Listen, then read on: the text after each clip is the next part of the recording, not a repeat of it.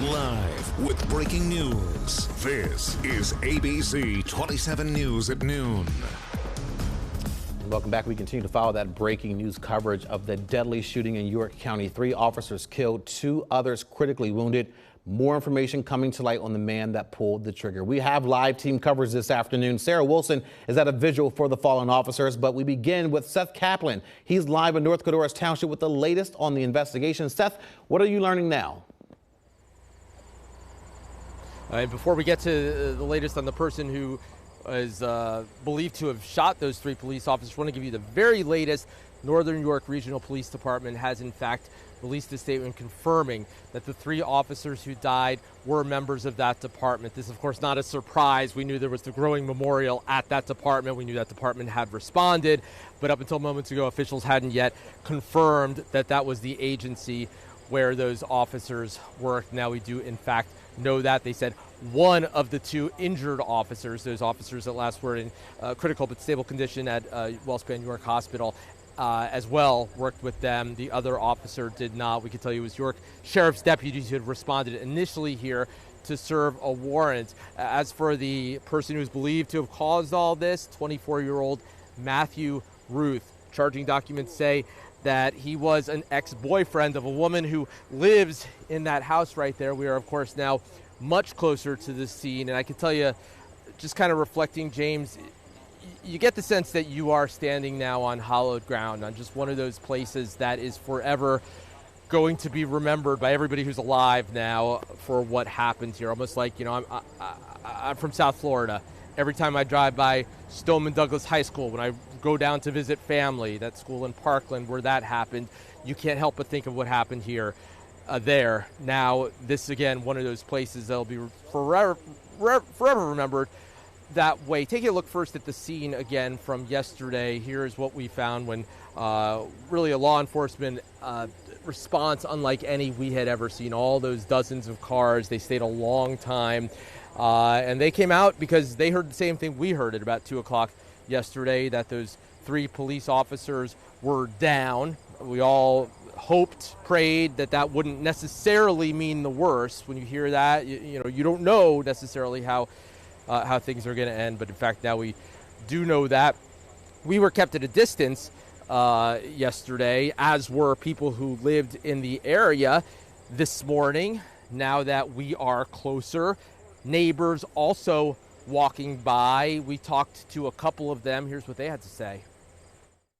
Not at a place where we walk by and somebody to come out of the cornfield. If that would have happened yesterday while we were walking, it's just devastating. Indeed, and you see people just really struggling to find the words because, you know, what do you say? How do I describe even the things that are just out of the frame of the camera that, you know, out of respect and sensitivity for the people involved here, you know, we're not showing what I'm looking at here, which is blood on the pavement. I mean, this is still a fresh scene, police tape in a cornfield. I mean, that's how remote, how quiet this area here in Northern Codorus Township in York County normally is, James. And of course, all of that, changed at about 2 o'clock yesterday afternoon. Absolutely, Seth. So a couple things that you touched on there. I do want to get back to this, the identity of the shooter that we are now learning, which is also new. As you said, we're learning different pieces of this puzzle. That is 24-year-old Matthew Ruth. Looking through some of the court documents, I know I've been looking through them as well. Did anything stand out to you? Well, what stood out to me is, and I mentioned this in our last half hour, that things kind of have continued to reconcile with what we had heard. We spoke with neighbors yesterday who sort of described what the court documents say, describing an unwanted person showing up. Police had talked about a domestic dispute, and in fact, 24-year-old Matthew Ruth, we now know from his court documents, at least an ex-boyfriend of a woman who lives here. We know that he was believed to have been using binoculars to spy, to stalk, essentially, and so that's where those first calls came out. We know this situation began at, well, it dates back farther than this, but the initial response here was a night earlier. So it is now Thursday. So by Tuesday, you already had law enforcement out here Wednesday. Those sheriff's deputies initially trying to serve that warrant, and then the backup from Northern York Regional Police, which is the agency that now has lost those 3 officers. I can tell you, James, we were talking in the newsroom, as you might remember, with folks who have, in some cases, worked in our newsroom dating back to the 1970s. Nobody can remember 3 officers losing their life in this area, central Pennsylvania, in one incident dating back that far, beyond 50 years.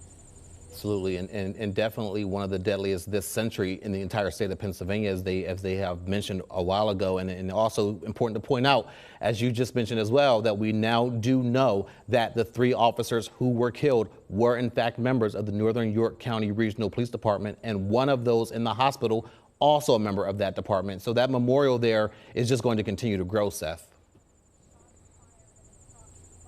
Indeed it is, and again, that was sort of, there's certain things that might be interesting or surprising, as you asked me a moment ago, other things where you're just kind of confirming what had already become apparent by last night because of the memorial, because also we knew that at the press conference at the hospital yesterday with the governor, officials there said that Pennsylvania State Police had stepped in to essentially take over the duties of Northern York Regional Police. So when you knew all of that, sort of a fait accompli, but we do have that confirmation now that that one small-ish department, not the smallest, but not the biggest. I mean, certainly one where everybody knows everybody, where we know the chief, who has always been very helpful to us in the media.